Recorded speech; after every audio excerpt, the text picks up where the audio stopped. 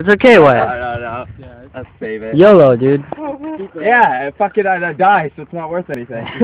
This is a stupid idea. Fuck. Every time I don't do it, I want to do it. Let me see it, Wyatt. Like, you want to see what happens, you know? When fucking... I think we should do this in Mythbusters. Well, yeah, when fucking Wyatt dies, we're all just like, why did we let him do that? Google it on your phone. See if it's safe.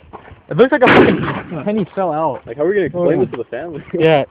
Ow! How did you make these? You just cut it? I cut like the top, took out all the balls, and just put it in there. Like, So we're going to think about it. Slide the pennies in, dude. Yeah. I didn't force it in. I just Pennies in a shotgun shell. Are you seriously? Hold on. Oh my god, dude. Please, God. Fuck you, please. I don't think I should let him do this.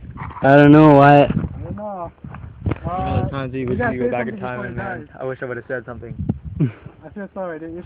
No, if anything, you'll just lose a hand.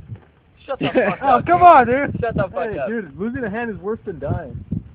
Should I do it like this? Never jack off again. No! No! No!